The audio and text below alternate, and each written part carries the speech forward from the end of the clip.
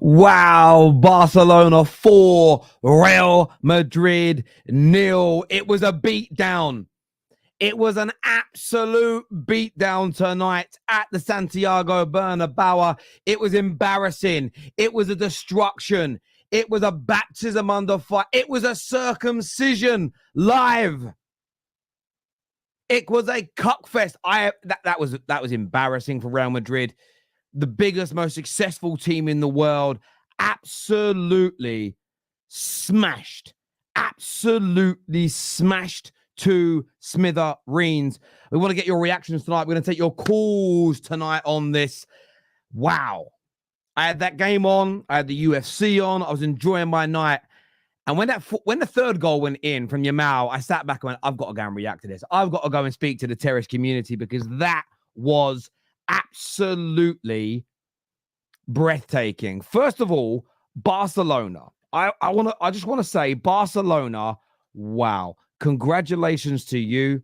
Your club 3 or 4 years ago, you had boards of directors being arrested. The club was in turmoil. The club was falling apart. The club was in an absolute mess. Financial problems, Messi not re-signing, problem after problem, and you fell off. From the standards and the level that you were at, you fell off. But the likes of Jordi Cruyff and co have come in and they have stabilized things, and they had a vision, and they had a process, and they had a journey. And Xavi came in and, of course, won them a league title, steadied the ship, but wasn't quite the manager, wasn't quite the head coach to really bring this vision to life that the likes of Cruyff were trying to reinvigorate into Barcelona. Flick has come in, picked up the reins from Xavi, continued that journey, continued that process, and taken Barcelona to a new level.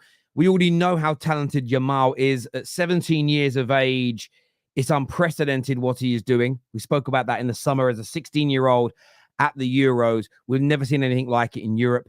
You've got Rafinha, who Barcelona were thinking about getting rid of, according to reports in the summer. Between the two of them, are there two better wingers in the world right now than those two? Absolutely not. And I want to ask a question. Is Lewandowski a system player? Is Lewandowski a system player? I'm going to let you guys answer and shut my mouth.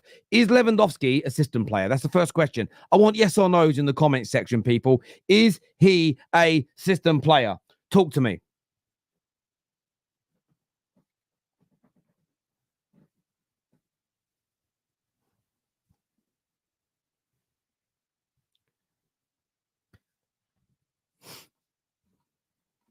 Predominantly no's coming through. They keep it coming. Is Lewandowski a system player?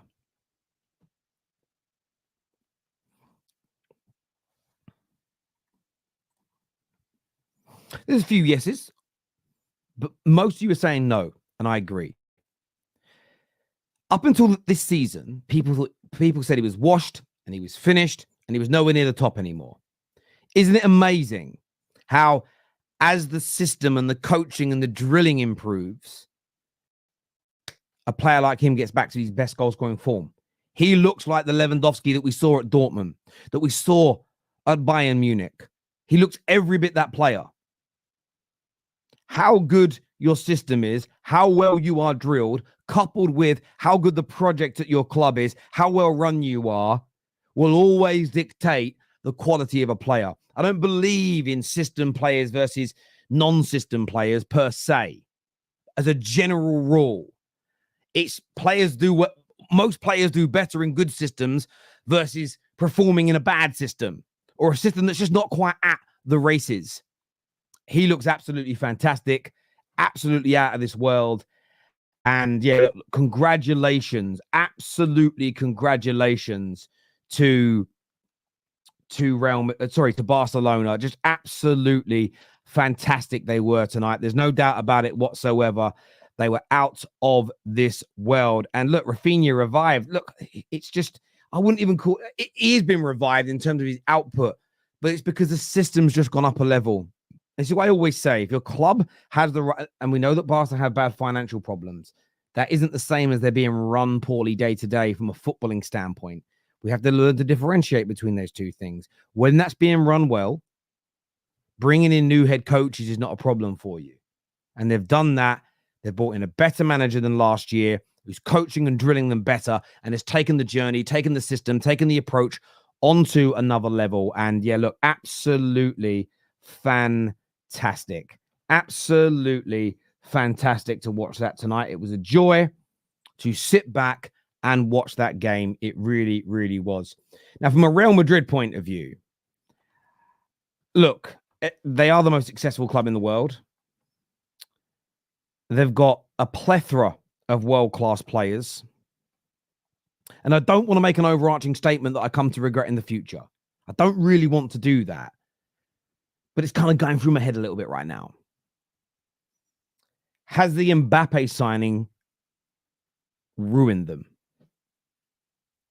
Has the Mbappé signing papered over a massive crack, a gargantuan crack in this team, which was Toni Kroos leaving? Should that money, and by the way, anyone that speaks about net spend, get the my platform, because you're not wanted here, because net spend ain't real. Mbappe cost anywhere between 200 to 300 million pounds for Real Madrid to bring in. And I'm talking signing on fees, agent fees, etc. Now, I don't think Mbappe is a bad player per se. So I'm not blaming him directly, although some people may. I'm looking at this from the perspective of Real Madrid. Look, they've signed Camavinga, they've signed Tchouaméni, they've signed a number of really talented midfield players. None of them are yet at the level of Toni Kroos. And for me, hindsight's lucrative. Looking at this Real Madrid team, I've watched maybe 5 La Liga games this year, and I've watched all of their Champions League games. They are missing Toni Kroos.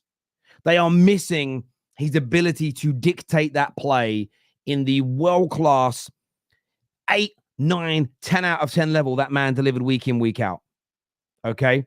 And for me, they needed to address that. Now, listen, you weren't getting, last season, you were not getting the same Toni Kroos that you were getting 5-6 years ago. But looking at it now, and that's why I'm not saying Mbappe is directly ruined this team. Should that money have gone to a midfielder to replace Toni Kroos? In fact, even Mudryk. Mudryk is amazing. Mudryk, sorry. I keep calling him Mahalo Mudryk. I keep doing that. My mistake. Luka Modric. Sorry, my absolute mistake. My dyslexia kicking in there. Luka Modric. There's brilliance from him, but the man's basically 40. What is he, like 40 odd years old? They need to look to replace that guy. And from my point of view and perspective, it's one of these things where I want to make sure I say this in the right way. That's where the money should have gone. There looks an imbalance in this team, and I understand that Real Madrid weren't at their complete best, at their balanced best last season either. These holes were already there. Sheer quality from Bellingham, from Vinicius Jr., Rodrigo, got them through many, many games. I think Luka Modric has aged out. You're still going to get loads of good performances when you're playing against certain teams. You're still going to get great moments from him. Toni Kroos is a big miss, even though he was at the end of his career clearly declining. And I don't think the Camavingas and the Tchouaménis are ready yet to dominate that midfield, control these games. Not what I saw tonight anyway. So it's almost these holes were there last season. These problems were there last season. But I think they have been exasperated, stretched out more this year. A crack has become a canyon because Kroos has gone. And maybe because Mbappe has come in, the expectation has risen. You add those things together, and it's a cocktail for disaster. I think it's been a big mistake from Real Madrid. Now, on Mbappe himself, and we have to talk about Mbappe tonight, I don't know how many times he was caught offside. The man's given Inzaghi, not the manager of Inter, the Inzaghi, a run for his money. But I just want to say this about Mbappe tonight. Lies, if you're watching this, brother, you know I've got a lot of respect for you. This is not a call out in a horrible way. You're my guy. I love you to bits. Smashing it out there at the moment on your own platform, Bleacher, SDS, Sports, everywhere. Killing it. Love seeing it. I remember me and you had a bit of a to and fro when I said Mbappe needs to join a Real Madrid. He needs to join a Man City. He needs to go to one of the top 2 leagues in Europe. And I said the reason he needs to do that, he's got a World Cup pedigree. He scored loads of goals in the Champions League. But what he doesn't have in his mid-20s, which is rare when somebody's so regarded, he has no pedigree at domestic level. Because I know people are going to be offended by what I say. Doing it in France does not give you the domestic legacy that Henry has, that Messi, that Ronaldo, that Zlatan Ibrahimovic, Wayne Rooney. Doing it in the leagues, that those individuals, and there's many others, you guys will list them out for me in the comments section, doing it consistently in the leagues that those individuals did, Mbappé doesn't have that behind him. Mbappé doesn't have that on his CV. And I said, my words were, I know he'll deliver when he goes to Real Madrid, or I know he'll deliver when he goes to the Premier League. But in terms of your Mbappe's legacy, he has to leave PSG and go to one of the top leagues and deliver. I know he scored some goals. I'm actually going to search how many that he's. I don't know exactly how many he has scored. Okay, but Mbappé has scored so far at Real Madrid. This is on Wikipedia. This is so 8 goals in 14 games. It's not a bad return by any stretch.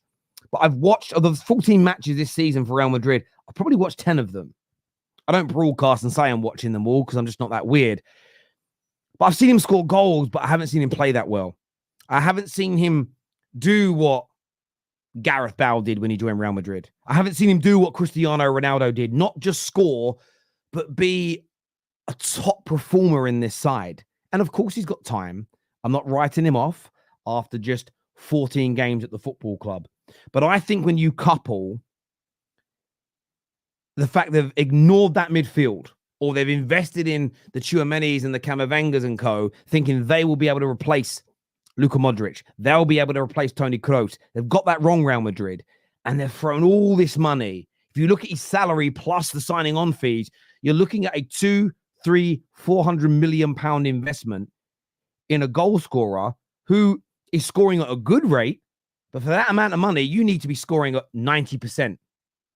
He needs to be on a 90% output ratio when it comes to his goals, and he's not near that. And you add all those things together, and I'm talking about this in the context of where Real Madrid are. I'm not comparing them to a fucking Valencia or a Man United where we are right now. I'm saying in the spectrum of where they are, this is disastrous for Real Madrid. It really, really is. They looked imbalanced. The midfield can't control games. Tonight, the amount of times, I mean, it could have been 6, 7, or 8. And that shouldn't be happening. And by the way, no amount of white handkerchiefs, smashing up cars, and booing is going to solve these issues. This is going to be solved in the transfer window. It's going to have to be done because there just is something wrong with the team right now. Now, some might just say, Ancelotti, you know, it's a new manager is needed. That's a fair shout. But I'd love to hear from you. I'd love to get your views, and I'd love to get your opinions on this in the comments section below, because that was an absolute beatdown. Genuinely was an absolute beatdown of epic proportions. Let's have a little look here. Bullshit, Mbappé. Oh, sorry, Belshit. Mbappé stinker, Madrid stinker, and cooked is what Dyke says here. Terry protecting Bellingham. I'm not. The thing is, this is why I'm not putting it on Bellingham. Bellingham wasn't good tonight. He wasn't. He hasn't been good all season. But last campaign, again, I'm not saying he was a Toni Kroos. So I want to be very careful with my words here, because YouTube at the moment, we're going through a really weird period in YouTube where nothing anybody says is being listened to, and people are just like, someone actually put a post in our comments earlier saying Terry won't bother to speak about Barcelona later. He even ignored them midweek. They actually said that I ignored the Barcelona Bayern Munich game midweek, which is a fucking strange lie. Like, there's a lot of it going on. But last season, Bellingham did what I think he's really good at. I think he's a brilliant box-crushing midfield player. He's not going to replace Toni Kroos in terms of his ability to dictate the play. For the large part of this season, he's been played out of position to accommodate the arrival of Mbappé, and that hasn't worked. And where I think Real Madrid have made the mistake is they had someone that was scoring those goals, having those clutch moments for them. Where they needed to invest the money was deeper in that midfield. I mean, I look at it now and I think, why haven't Real Madrid gone and bought a Zubamendi as someone like that as an example? Would change the way this team looks and plays. Far cheaper as well, by the way, than signing Mbappe at 300 odd million pound. I know net spend will say it was zero, but remember, net spend doesn't exist. But so, yeah, I'm not protecting Bellingham in any way, shape, or form. That's not the case. Don't lie, please. Please don't lie. Close declining. Terry doesn't watch football. The best midfielder in the world last season. Love you, Terry, but you are a casual. Again, see, this is where you think I'm a casual. Let's say he was the best midfielder in the world last year. Let's say he was better than Rodri. Okay, let's just say he was better than Rodri. We'll agree to disagree on that, but say he was better than Rodri. I'm talking about close declining based on his peak. You could not tell me Toni Kroos last year was as good as Toni Kroos at his best. Again, there is a distinction here that you didn't listen to because cognitive dissonance kicked in. You went, no, he was the best last year. There was a time where Usain Bolt was still the fastest man in the world, but he wasn't as fast as he was at his peak. Do you understand the distinction? That's all I'm talking about. You can be the best in the world still, but not be as good as you used to be. You could argue that about Van Dijk. You could say that about many people in sport. Thank you. I hope that makes sense. Vesca let Pedri and Yamal and Rafinha cook. Yeah, they did a great job there. Bellingham has been absolutely atrocious at Madrid this season. He hasn't been performing since February. Champions League win overshadowed his performances. Yeah, listen, a lot of Madrid fans have said that, and fair play. They know more than me. They've definitely watched him more than I have in that period. I have a feeling that Real Madrid are going shopping in the Prem. Saka, Saliba, Trent maybe. Also, how long do you think it will take Mbappe to adjust? I'm not sure if it's about Mbappe adjusting. I think it's about... You remember when people were talking about Mbappe and Haaland being in the same team? And I said, I don't like the idea of two people with their level of egos being together. And I think players like that have an ego. I think you have to have an ego to get to that level of any kind of sport. I think there's an element of Vinicius Jr. and Mbappe like that. Sometimes, listen, it never worked. It didn't. You look when look when Neymar and Mbappe and Messi went to PSG. For as much as good as they were as a team with those guys together, did it really work? Did we really get from that pairing what we thought we were going to get? It doesn't. Buying and having the best players in the world in every position doesn't always work. I mean, the Galacticos themselves, they won some stuff, but they were never as good as their names on paper dictated they would be. Sometimes it's about creating the best team possible and not having the best players possible in every position. I hope that makes sense, what I'm trying to say. Jude is overrated. I'm sure many agree with me. I think it depends on what you're rating him as. I think if you feel that he's going to do what Toni Kroos did, do what Paul Scholes did, do what Xavi and Iniesta did, you're right. You're overrating him. For me, he's more of a Frank Lampard. Good on the ball, but he's a box crusher. But again, if you want a player like that, what you have around him has to cover for those deficiencies. And that's the same for most players. There are a handful of midfield players throughout history that have been very rounded. But for a lot of them, it's we did this to Paul Pogba. Every year he was at Man United. He was never a DM, but we made him play that role a lot of the times. He needed a kind of attacking midfield role where he was three to drift and playing at left-hand side. We never really built a team and a system that enabled him to be in his best position long enough. That's what you've got to do with a Jude Bellingham. And if you can't accommodate that, then don't have him in your team because he'll let you down. Horses for courses, baby. Styles make fights. Styles make fights. I think Barcelona will win the Champions. I mean, Barcelona could win fucking everything this season. They look amazing right now. Mbappe's offside are ridiculously bad. When you consider how fast he is as well, it's ridiculous. He doesn't need to even play on the line. He's that quick. Trent, Liverpool legend or Real Madrid rebuild. Listen, I wouldn't even... Again, is it that big a rebuild? It's a couple of players. Maybe a different manager, but we'll see. The lesson for Barca is always to buy reasonably and trust their academy. Moving away from that is why they became very bad. It's a great point. And I think that I haven't studied this deeply enough, but just off the limited information I have based on what I've read, if you kind of look when they started buying the Coutinhos and breaking all those records, you also had all that fraudulence going on at the same time. That is when they started to decline. that all happened. The arrests happened. Players left. The likes of Jordi Cruyff and co came in and took over the day-to-day running. And yeah, they never got it back to the top day one. It was never going to happen. But look how quickly they've got it operating in a good way again. And so much of that is about going back to what your club is all about, promoting the youth. Yes, you buy some talent along the way as well, but it's about getting that balance correct and right. It really, really is. I guess Barca are the real scary ones, not Arsenal.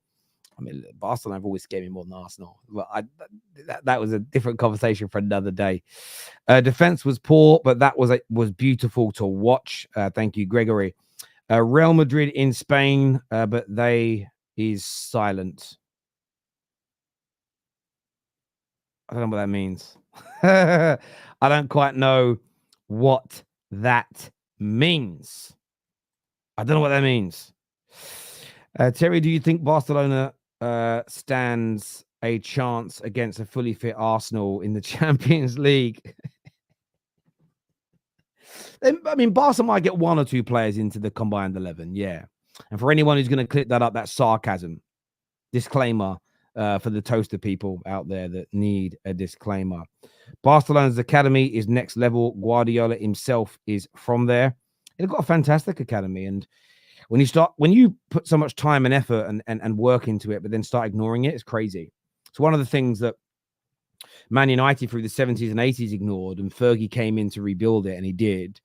And I actually think in the large part in the last decade, we've also ignored it. We had a few talents come out of it, but we haven't been backfilling it and investing in it in the way that we should have done. Last couple of years, we started to add some real talent in there, and Barcelona just get it absolutely right so regularly. But it's when they abandon those principles that they started to fall apart. And every club has the United way, the Barca way, the West Ham way. Every club has its own way, and it's about as best you can sticking to that, especially when you know it yields success for you and your club. And you know, it's because it's sometimes what your spirit is built from, what your energy is built from, what the fans love. And it's about, again, the feel good factor is such an important thing. Having high standards and being angry at certain times is correct. But most clubs that do well, generally speaking, their fans are in a good mood at the same time because they like what the club's doing. There's an identity that they associate with. It's about those two things together. And when I moved and lived in Manchester, I already loved Man United, but it changed my perspective. Listening to, there was this guy that used to go to games with Bazza, whose dad, this guy, Bazza was like 60 odd when I knew him. This was 20 years ago. He's in his 80s now. Like, his granddad helped to build Old Trafford. It's part of the local community that built the club or part of its new stadium. And there's a connection to that, and there's an understanding, and it's what they wanted to see. And when they were happy, typically the team did better. And I always remember Baz telling me that throughout the 70s and 80s, when the club started abandoning its principles and doing things that they didn't quite agree with, there was this sort of war between the way the club was being run and the fans. And it, you know, these things matter, I think, you know, and every club has its own identity in that way. And it's not really for outsiders to tell you what it should and shouldn't be per se. But yeah, I'd love to get your thoughts on that, really. Terry the Gooner, yeah. Terry, why are you wearing that t-shirt? Yeah, my kids got it for me, and then my daughter said, "Can you wear it today?" And I said, "Not really." And she said, "Daddy, please, can you do it for me?" And if my daughter asked me to do something for her, I'm gonna do it within reason. So yeah, that's why I'm wearing it. Flowers, why are you doing a La Liga stream? You are only do the top 6. Liar. Don Vito.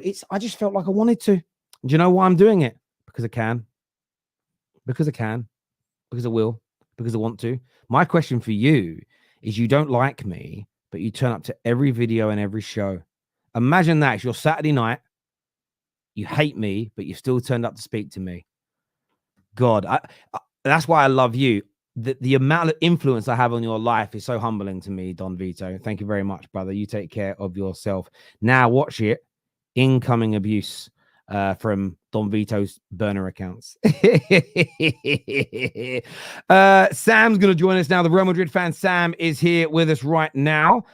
Sam, an absolute beatdown, destruction, destroyed, humbled, absolute circumcision on the field of play tonight.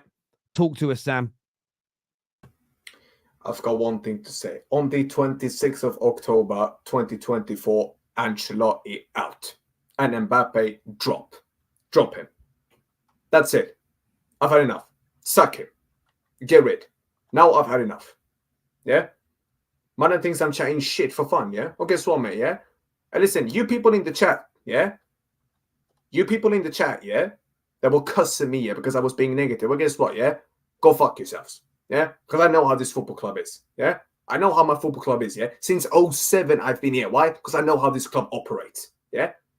I told the man, them, every single person before this game started, we ain't winning. We're going to lose. I said 3-1. I said 3-1 to Barca, yeah? Fair play to every single Barca fan. Every single Barca fan, fair play. Yeah? Fair play to you. Yeah? Congratulations. Yeah? Congratulations. Yeah? Fair enough. Congratulations. Do what you want. Shag me all you want. Say what the hell you want to me. I'll take it. Even though I did warn Madridistas that we ain't getting shit from this game. Mandem didn't want to listen to me, yeah? And there's a reason why no one's cooking me on these spaces anymore. Why? Because Mandem knows that, listen, I did call this.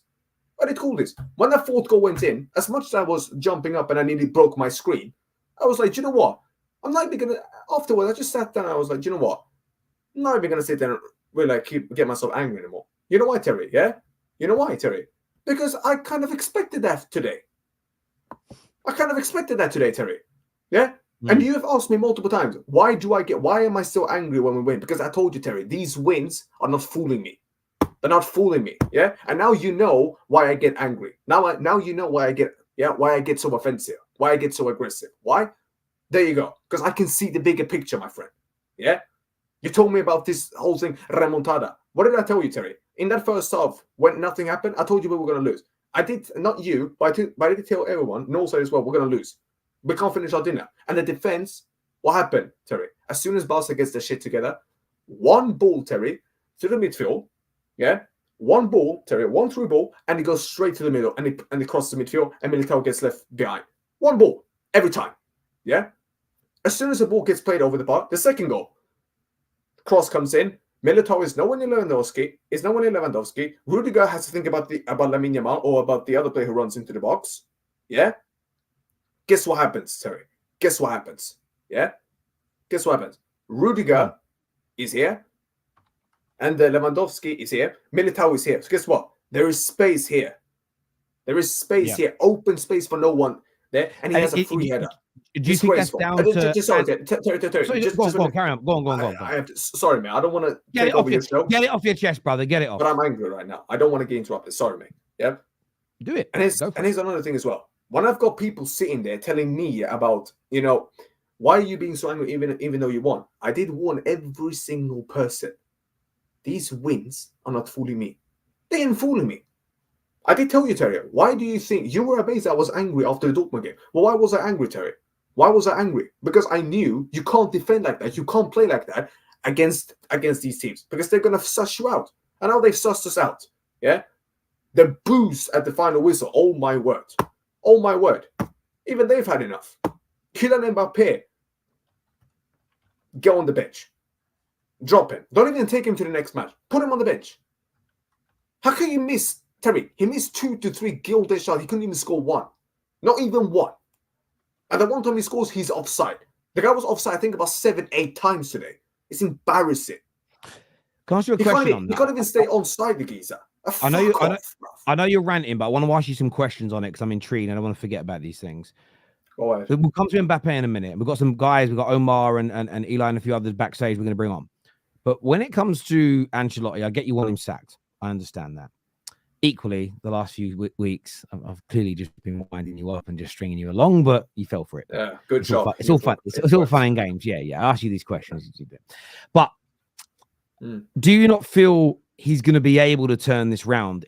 Are these holes in your midfield, the simplistic ease to play through you, is that due to Ancelotti's sort of training methods and his system? Do you feel like almost like winning the Champions Leagues, etc., in the last couple of years? Is it sort of papered over the cracks of the systems? Maybe if there were better teams around, you wouldn't have won them. Or is it just this season it's fallen off? How do you kind of view it? I think it's multiple different factors. We've had people like if I say it in this way, I'll explain it this way. Carlo is a manager who is a very good Champions League manager. I'll have to give him credit for that. And this ain't even me trying to slag the guy off. Yeah, he's given me some of the best moments in my life. The La Decimas, when he won me these 2 Champions Leagues in the last 3 years, he's given me some good memories, Terry. But now he's finished. Fine. At the end of the season, mate, don't even renew. Just say that I'm retiring. Because he made it clear. He wants to retire at the end of the season. Retire. No, sorry, when his job in Madrid is done. He wants to retire. Mate, retire. You're done. Yeah? You're done, mate. I'm sorry.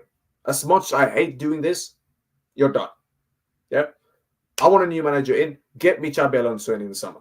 I've had enough. Now I've actually had enough. These players, we need to move into a different direction now. We need to move in a different direction. I want a manager to come in who changes the way now. We need to play to these players more to their abilities. I don't want to see this bullshit anymore. And the board, it's not just Ancelotti. These players are a disgrace. Yeah? And I'll call every single one of them fucking players out because they're pussies. A lot of them have been a bunch of pussies. Only Mendy, for me, can even hold his hand up to a degree. Yes, Lamine Yamal, etc. But guess what? He held his nerve. He did all he could. And I expected more. Lamine Yamal, not Lamine Yamal, sorry. Mendy, fair play. Lunin, he couldn't do anything with the goals. He can't do anything with the goals. He kept the score down. Yeah? But and here's the thing, Terry. When I've got people in here, the likes of Hussam, Judge Mo, everyone, yeah, Ram, every one of these people, yeah, who calls me out. When I've got your chat calling me out, saying to me that you're just being a BTEC Ligana, well, guess what, mate? Are you going to apologize to me now? No, you're not, are you? You're not, are you? Why? No, I can see this. Do you know why they're not going to apologize? But do you know why they're not going to apologize to you? Because as much as you may be right about some of the problems at your club, Real Madrid fans' problems to everybody else are like first world problems. It's like a rich person moaning that they've got leaves in their swimming pool. Nobody else is going. With all due respect, nobody's going to care. Doesn't matter.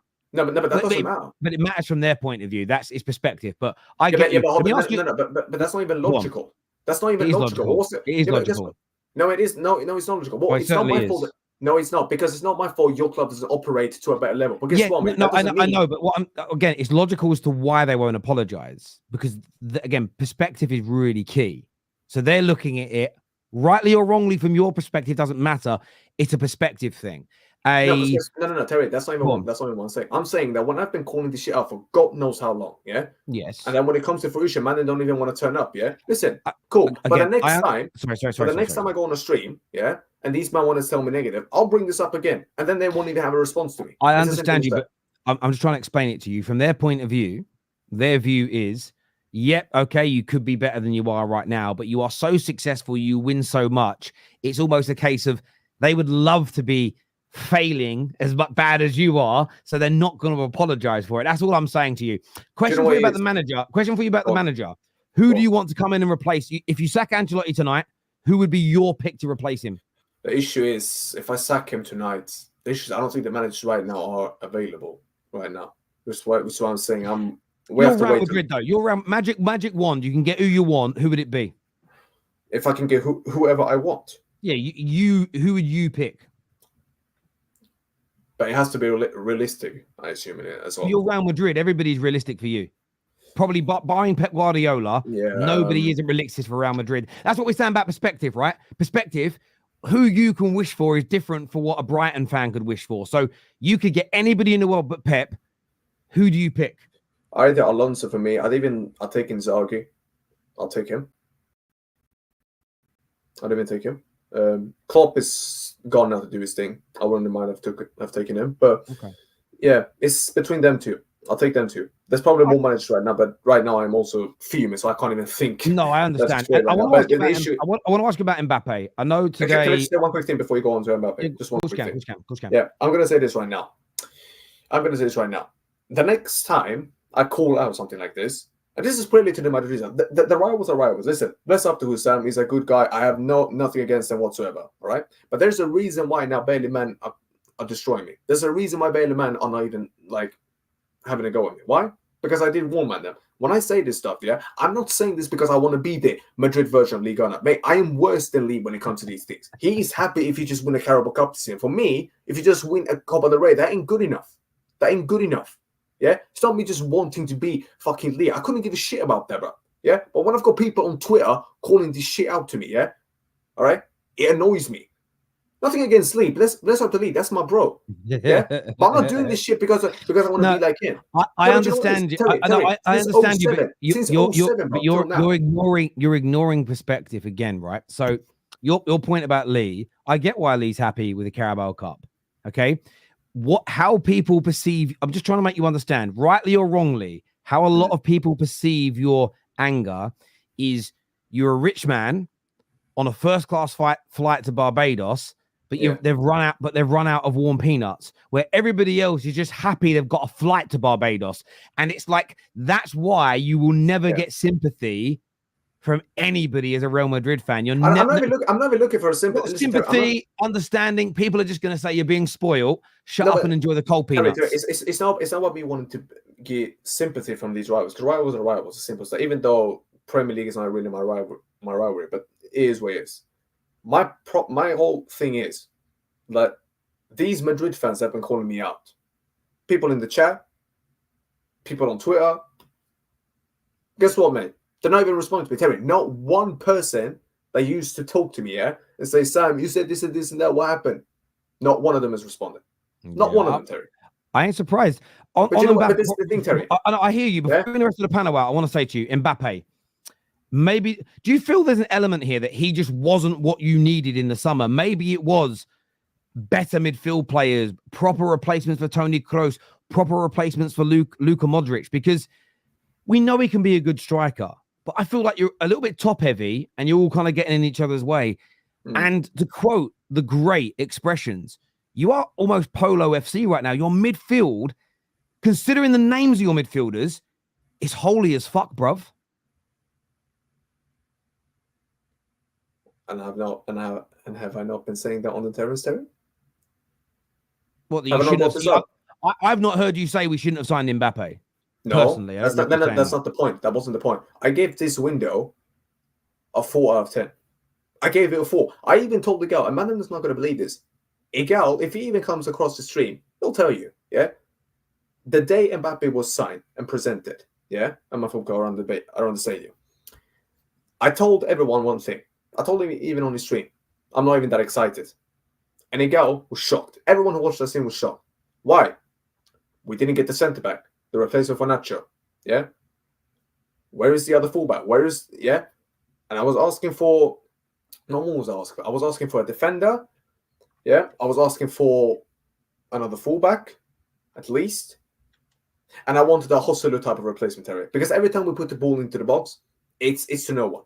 Mbappé can't header the ball. Vinny can't header the ball. These are not players. I wanted a Joselu type of replacement who can come in. And Mbappé, let me just say you something as well. You're an absolute see you next Tuesday. You're a see you next Tuesday, bro. You've been gaslighting us for how long that you wanted to come here. And that is how you perform. You've been a disgrace, bro. You've been an absolute disgrace at my club. This badge right now, mate, is too heavy for you. Right now, it's too heavy for you, bro. 3 chances on the spin. You missed them. 3 chances against Iñaki Peña. Terry, people don't even know who, some of these people don't even know who Peña is. That's Barca's second keeper. He's a second keeper, Terry. A lot of people don't even know this, Terry. And he's crap. Barca fans don't even want him there. Do you not think it's a little, potentially a little bit over the top, calling him a see you next Tuesday? No, he's not. He is a see you next Tuesday. He is. 150 million signing on bonus for that. And that is how you perform. That is what you are. And I'm not going to say the full word because it's on your stream. I'm going to respect your part. This is are you not worried though about his feelings when you say that? How he's going to feel if he heard you call him that already? Oh, whoopie-doo. He gets how much millions in his pocket every week, and he's going to give a shit about me. What, a guy from Sweden? Well, he's going to give a shit about shooting from Sweden, bro. He's not going to give a shit about me. It's a very mean word to call him, though, for missing a chance. No, you say, Sam? He didn't miss any. No, it's not just about one chance, Terry. Some chances. Terry. He's been crap the whole fucking season. The whole season, he's been crap.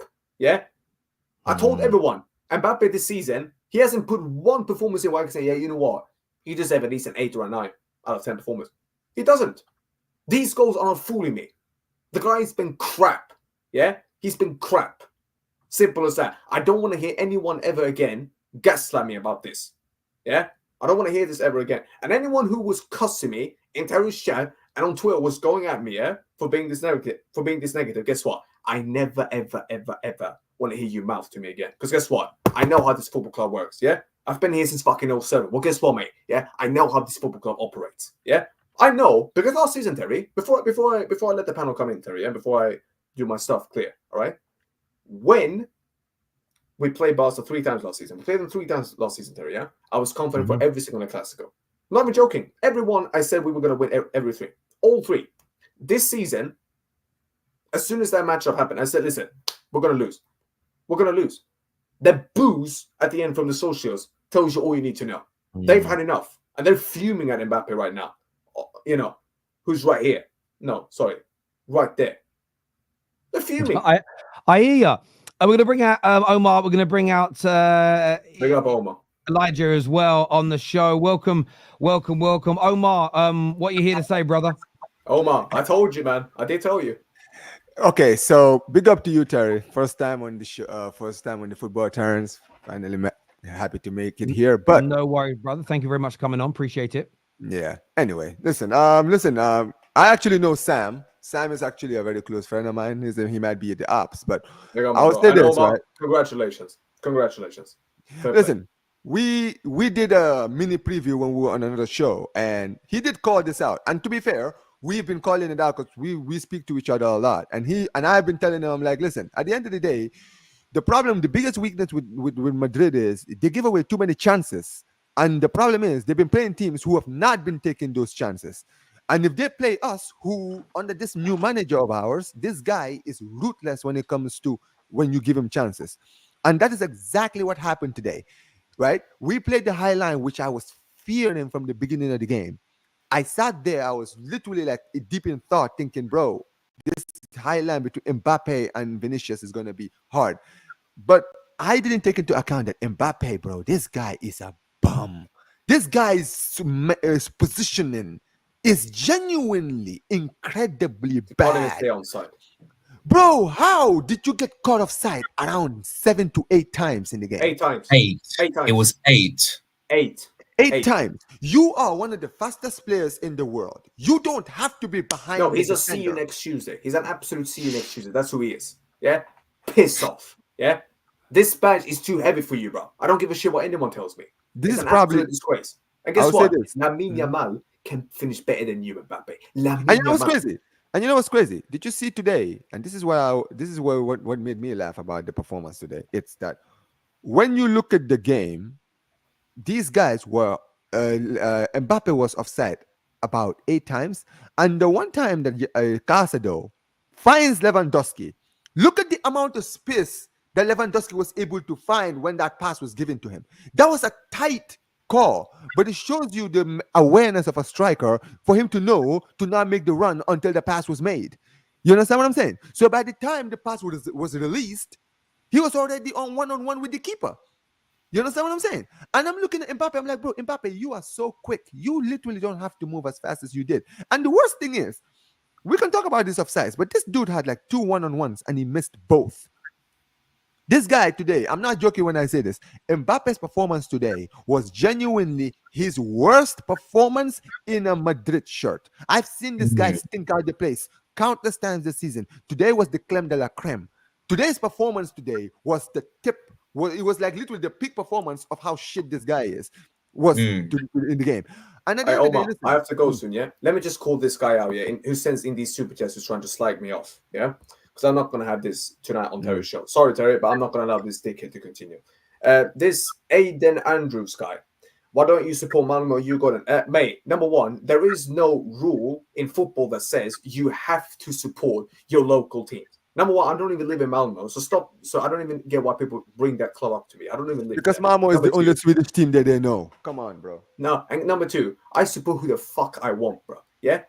All right? And you're always in the chat trying to call shit with me. Listen, man, go fucking do one, bro. Yeah? You've been chatting hella shit to me. You have to support your local club. Guess what, mate? By your logic then, bro, yeah? People in Africa, as an example, yeah? Can't support, any other team in the Prem or Barcelona. According to you then, mate, Omar can't support Barca because he lives in America. Yeah? Are you dumb? Are you dumb, fella? Exactly. Is this your IQ, bro? Yeah? Modern generation, Terry, yeah? Bunch of 5-year-olds with a mentality, bro. Brothers, it's your generation, to be fair, not mine. But yeah, I get you. No, honestly, it is what it is. It is what it is. Not my generation, bro. I was not born in the 2000s, so Terry, I have to go, mate. All right, cheers, Sam. Thanks, mate. It's been brilliant. It's been brilliant. And subscribe, people. Subscribe to the Terrace and like the stream. Thank you, Sam. This here says the Bernabeu is Barca's home. It certainly was today. I mean, from your point of view, Omar, I mean, it wasn't just beating them. I mean, it was absolutely destroying them today. I mean, that must have just felt, especially after the years I know you've won the league recently, but after what Barca have been through the last few years, it must have just felt really nice to really stick it to your biggest rivals again. Oh, yeah. No, I'm telling you, Terry, like, you're right. It's been a long time since I ever felt like I was around Madrid's level. But ever since, I would probably say since probably 2019, 2020. Because even though, yes, we've had our wins against them a few times. You understand what I'm saying, right? We've never felt like we were around their level, right? But this season, the way we started this season, the way we've been demolishing teams. For many people, they've always been saying, but you guys have only been playing teams that are, you know, on paper weaker than you guys. Wait till you guys play the teams that can actually give you problems. Let's see what you do then. Now, this week, we've played both Bayern Munich and Real Madrid, and we put four past both teams. Now people now know, okay, this is actually now a problem. People now in Europe now are gonna take us seriously now. Now people are gonna be looking at this season and saying, okay, this Barca team, anybody who underestimates this team, underestimate them at your own peril. You understand what I'm saying? And at the end of the day, today was sweet. Like when I was doing my preview on my channel, I said that I believe that we'll win, but the reason I believe that we were going to win is that I believe that they were going to give us chances, we're going to take our chances, but then I didn't trust our defense because of the high line. Yeah. And that's why that's why I had to go in on Mbappe, because I was like, this brother, right? You have all that pace in the world. You don't have to be that close to the defender. No, he doesn't. Because we had a plan, we had a high line, and the thing is, people are pointing the finger at Ancelotti. And listen, Ancelotti does deserve blame. However, I would say this, right? When it comes down to it, I can put all the blame on Ancelotti. I have to put the blame on those players as well. Those Madrid players today, they were absolutely awful. Bellingham, absolutely awful. They stunk out the place. Vinicius Jr. didn't do anything today in the game. Shocking. All of them, everybody was shocking. The diamond that they played today, it was a smart tactic, because I saw what he was doing. He saw that, okay, Barca play a high line. Let me put both of my strikers who are known for their pace, right? They can stretch that defensive line, and we can basically catch them on the counter, right? And in the beginning of the game, you saw it. Like the first chance that Mbappe had where he missed it, that went offside. That was like the first warning shot. And I was literally in that first half losing my head thinking, yo, these guys we're gonna end up slipping, and they're going to end up going in. But in that second half, there was a transformation. There was a complete change. When we got that first goal, it's like their heads just went. You understand what I'm saying? Yeah. Because you could see it. Once we scored, they started becoming erratic in defense. And you saw we scored one, and then literally I was celebrating the first goal. I didn't even get a chance to change my scoreboard, and it was 2-0 already. And I'm just sitting there, and Lewandowski could have scored 4 today, because he had a one-on-one. He had the empty post. Do you know what really stands out for me? Anybody that ever questioned Flick, I think's being embarrassed at the moment. In terms of, there was always that, could he just do it because it was Bayern Munich? And Pep kind of gets that sometimes at a lesser scale now because he's gone to 3 clubs, but he only does it at the biggest and the best clubs. Well, there's a reason that these people manage the biggest and the best clubs, and what he's doing right now is amazing. We have a super chat here that says, "Wow, the young Yamal, the youngest Barca player to score in an El Clasico." Yeah, I mean, this Yamal is. I said this on Northside stream earlier today. I said Yamal's potential is probably the scariest potential I've probably seen in my life, because we've gotten to see Messi's potential. And Messi was a great player as a youngster, but even Messi wasn't growing the way Yamal is growing. This kid is 17. He's already got his decision making is incredible for his age. His accuracy with the shots is incredible for his age. He knows when to cross. He knows how to dribble. This guy is ridiculous at 17. He has not reached his potential yet. I want everyone to understand this kid's potential. We could genuinely be seeing the greatest player probably in this generation. I'm not even joking. I genuinely think this guy is going to be the best player in the world. in the Mbappe Vinicius era. I genuinely we were out in Germany for the Euros, and we were talking to locals, we were talking to people from other countries, and Yamal come up a lot. And what was really interesting is that we saw, I think the world, I mean, I'm old, but I'm not that old. The world saw an 18-year-old Pele go to a World Cup and deliver.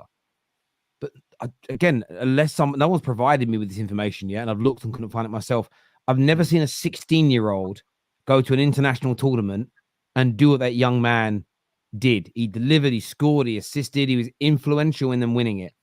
Yep. He was good at Barcelona, very good at Barca last year.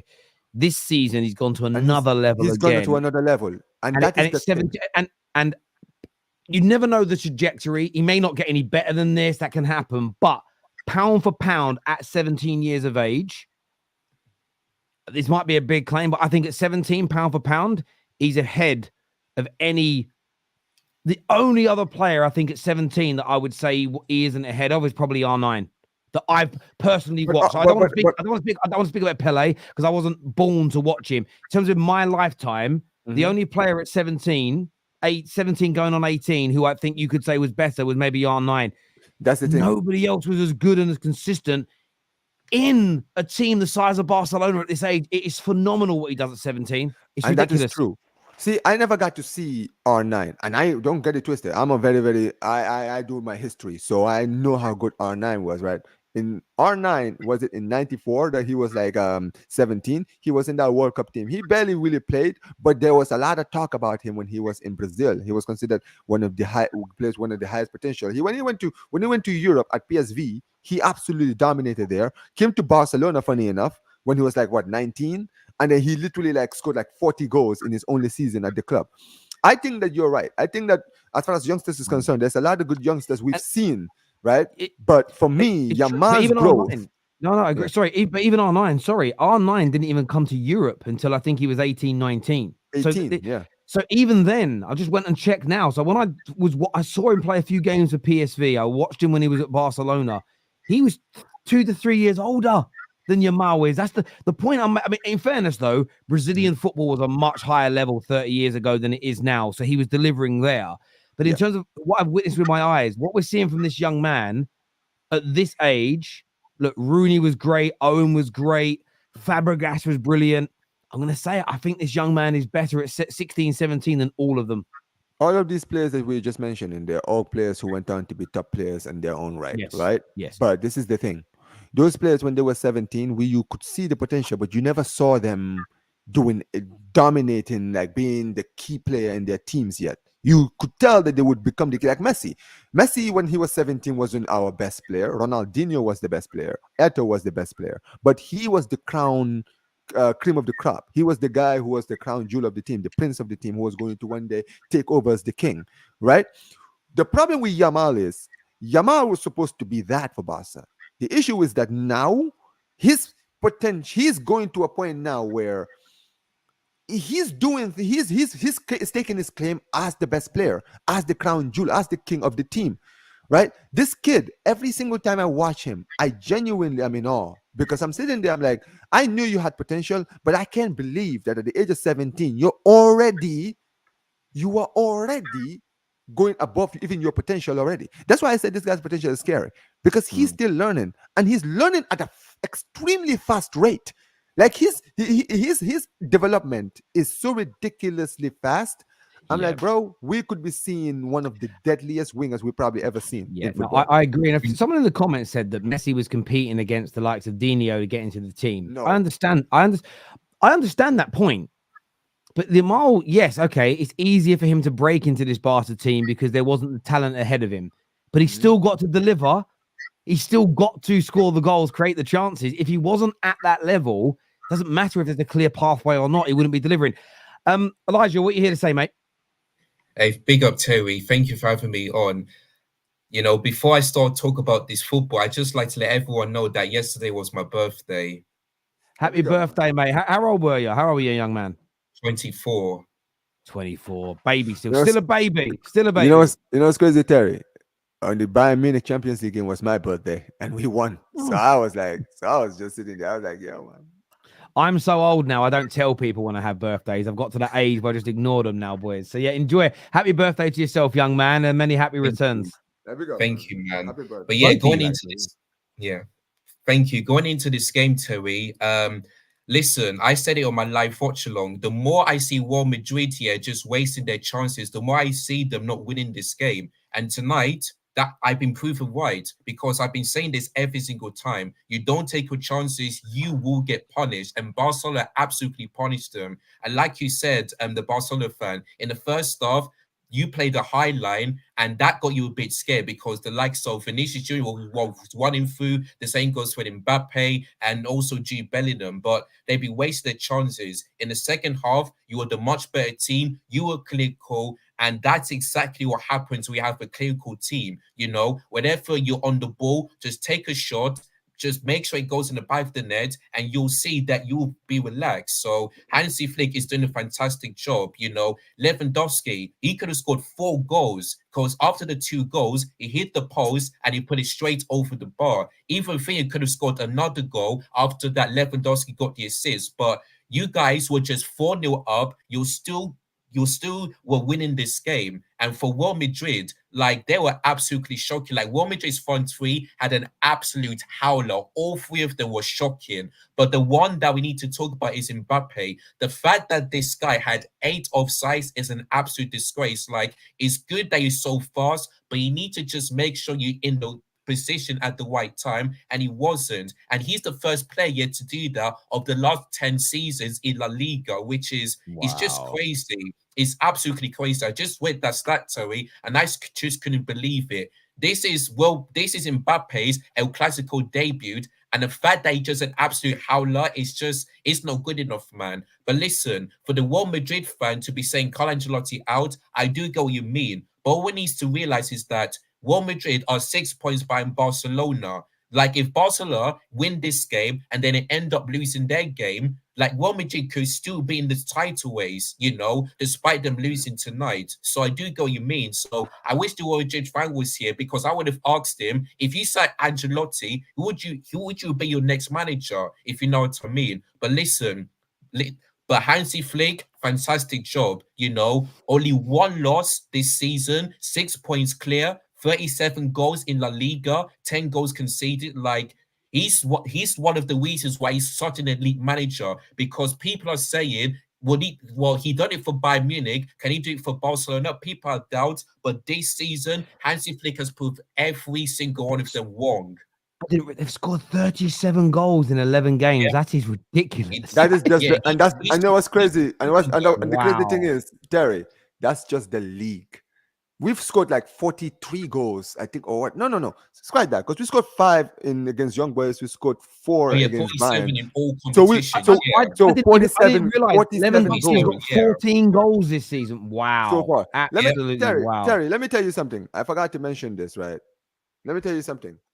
You know, it's funny. The funny thing is, Barcelona got Hansi Flick at the tail end of last season. We had agreed to keep Xavi for this season. Thank God we didn't. Right? I love Xavi, but I didn't want to see him this season. You understand what I'm saying, right? Mm-hmm. But when him and the president fell out, Hansi Flick's agent spoke to Barcelona's president and said, "Listen, we don't know what's going on at the club, but I just wanted you to know that my client Hansi Flick is open to coaching Barcelona," right? And when he heard this, he spoke to Hansi Flick specifically, Laporta, right? And literally, I'm telling you, Terry, within 2-3 days, he was announced as our manager. Just like that. It came out that he had been interested. 3 days later, he was announced as the coach. Boom. This guy, let me remind you, Terry, has been a free agent since 2022, after the 2022 World Cup. You understand what I'm saying? This brother, you've seen clubs like United where they are right now. You're seeing how Arsenal every season haven't gotten the job done. You're looking at even clubs like Bayern Munich in the state that they're in right now, right? The fact that all of these clubs looked at Hansi Flick's time with Germany as a reason to not give this guy a chance. If you've been watching football, and I know you've been watching a lot, I know you've been watching a lot of football, Terry, and you too, Elijah, right? But you know that there are some managers who do well international, who don't do well in club football, and there are some managers who are well at club football and don't do well international. Perfect example I can give you of a club manager who doesn't do well internationally is Capello. Capello, as a manager for club, he's won everywhere. He won with Milan, Juventus, Madrid, Roma. Everywhere that he went to, he won with every club. When he was given the England job, he didn't do well with the England job. When he took the Russia job, he didn't do well with the Russia job because at the end of the day, international football is different. How Southgate is an example. Southgate is a club manager. He got Middlesbrough relegated and was never given a chance in club football again. But guess what? When he was given the shot to be the England manager, the best performance I ever saw of England was under Southgate. Let's be honest. People can say he underachieved, but at the end of the day, he took England to two finals, right? He took them to a semi-finals of a World Cup. Right? Yeah. On paper, he's the best, he's the most successful English manager they've had since who? Alf Ramsey? On paper, he is. And you only got to look at his pedigree. I know there's that big gap where between 2005 and 2019 when he was obviously the assistant for Germany. But this man has worked at Salzburg. He's worked under Trapattoni, Mateus, Lothar Matthäus. The experience is there. I think the level of disrespect towards Hansi Flick from the footballing world is crazy. Because of what he did with Germany, Terry, it's simple. He failed with Germany, and people think because of his failure with Germany, nobody gave him a chance. I never understood it. I remember when we got him. But it's hype though, right? What it is, it's hype. So this happens in football all the time. And I've been caught up in this as well. And I think everybody does at some point where there was once upon a time, Martin O'Neill, the then manager of Villa, was doing well. He was the guy that was going to replace Wenger or replace Fergie. He was a dude. Once upon a time, there's a manager called something Brown. Forget his first name now. He was managing Hull or something. No, Owen Coyle was managing Bolton. He was replacing Wenger because he went through this period. The football was beautiful. Bolton were on the up and up. And then all it takes is for one. It's like Alonso. Everyone wanted Alonso last summer. They're not losing games suddenly, but what are they? 4-4, 5th, Leverkusen. If they don't win anything this year and finish 5th, a lot of people are going, he was a one-season wonder, Alonso. He's crap again now. Fans are very much attracted, and we all get dragged in at different times to this. People are very much attracted to the hype around somebody as opposed to looking objectively at a scenario. And you look at Flick's career, and it's been very good. But boys, look, I'm sorry to cut you short. I have got to go. And thank you both very much for coming on, having your say. Omar, Elijah been on before, but Omar, mate, get yourself back on again, mate. Really good talk. Yeah, I'll be here. Listen, if you're doing any Barca, if you're doing previews for Barcelona or any Premier League or anything, because I do Premier League and Barcelona watch along. So if you ever need me, just man, we'll definitely do it. Really good stuff. Elijah, obviously been coming on for years, mate. Happy birthday to you as well. Thank you. Everybody that tuned in, I want to say a big thank you to each and every single one of you. Take care. Goodbye. God bless. And listen, Real Madrid, they took one hell of a beating. Yeah.